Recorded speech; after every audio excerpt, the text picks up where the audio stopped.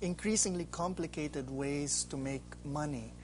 In a sense, their judgment went out the window because they realized, okay, these things are so complicated that no one quite understands how they work, but everyone is making money from it, so we better get in, because otherwise at the end of each quarter, we're not making the profits the way everyone else is, and then we're going to lose.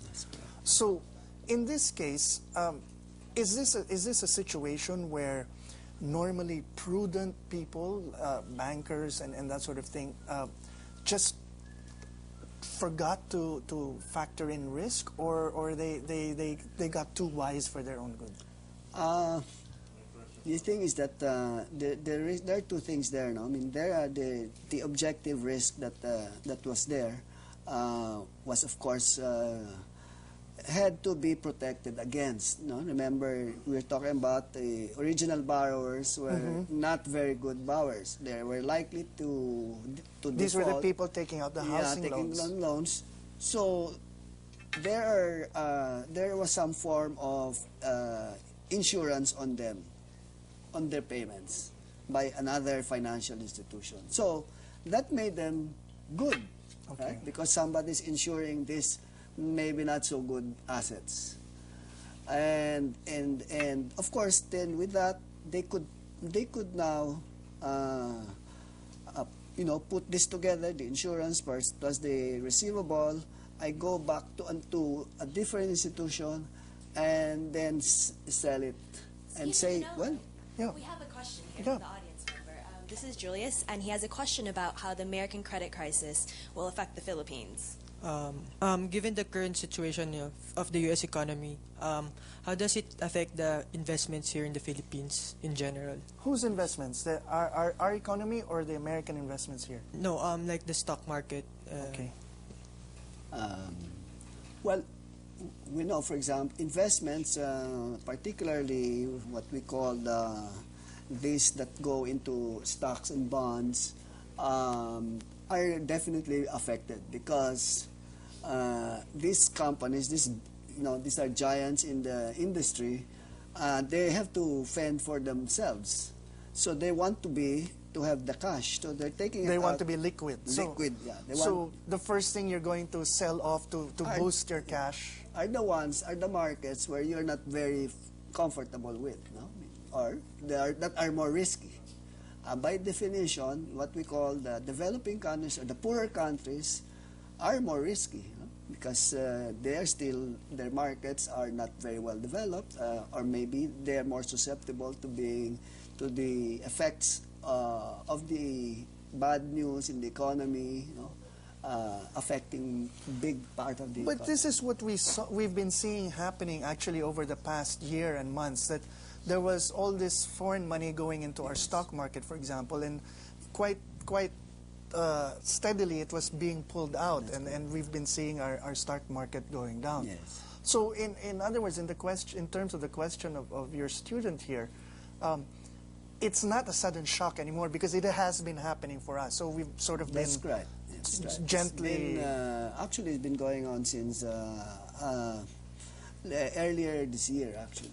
Okay, so it's not like it's going to happen suddenly the way in Russia, for example. In Russia, they before the show started, they were still deciding whether they were even going to open the stock market because all of a sudden all the money is being pulled out very suddenly and in large volumes. So, sir, going back to your explanation to us, Pardon, Manolo, in terms of we risk. have a question from a viewer at home.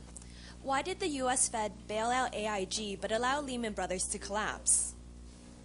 Okay, so the Lehman Brothers was a investment bank with little capital, but with big assets, which means it has big liabilities as well, and that means that they were counting that those assets were worth their liabilities, more than their liabilities, right?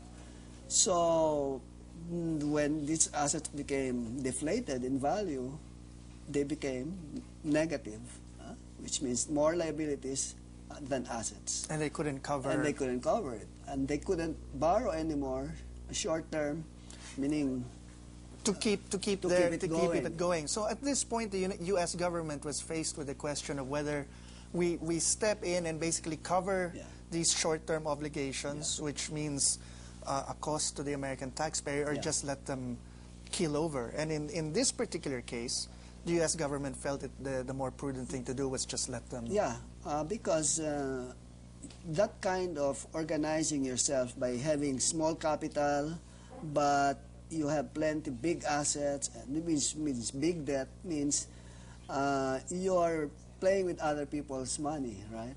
So they wanted to drive across the idea that you take risk, by doing that, then you have to pay for it. Okay, which brings us back to our discussion on risk, which was that you were saying earlier that basically if you had an original debt, then you could reduce the risk on that debt by insuring it, and then people sell that thing. So it's a hot potato sort of passing from hand to hand. Now, how does this factor into, if you've been able to minimize your risk so you don't have to cover that in case it goes bad, you free up money then that you can spend somewhere else. Now, how does this tie into the concept that Warren Buffett was talking about, which is leveraging?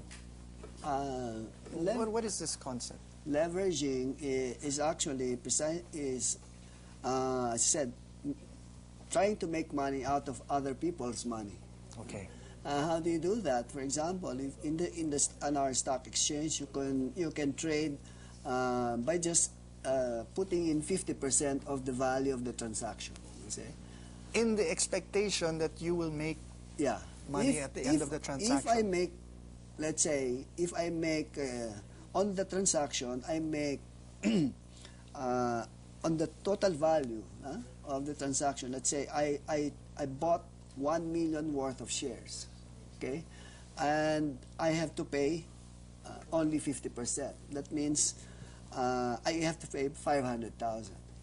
Now, if the shares go up in value by double, let's say, therefore there's a 1 million. And it's time for you to symbolically transfer your shares to someone else, which means you have to pay for it.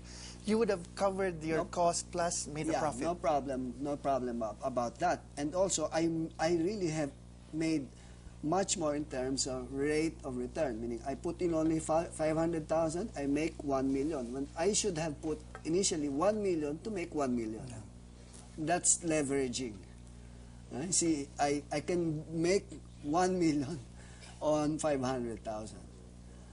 But as he says, leveraging doesn't work only when you're on the winning side. It works also on the losing side, in which case your capital gets wiped out. Because if that thing just goes down in value by whatever percent, I mean, big percentage, my whole 500,000 can go.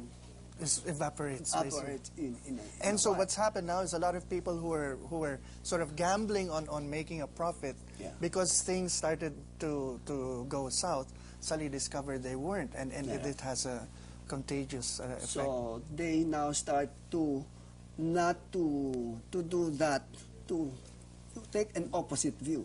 Okay. So then they want to deal more on a cash basis, which for the financial markets makes it worse, no? Because all of these markets depend on credit and everyone giving these terms. So when we return, we're going to tackle the biggest word of all.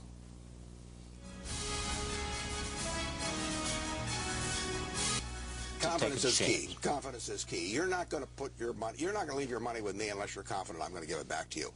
And at this point, when Treasury bills, that 7-day Treasury bills at 1/20th of 1%, it's not because people want to earn 1/20th of 1%. It's because they trust the fact the Treasury will give it back to them next week. Right.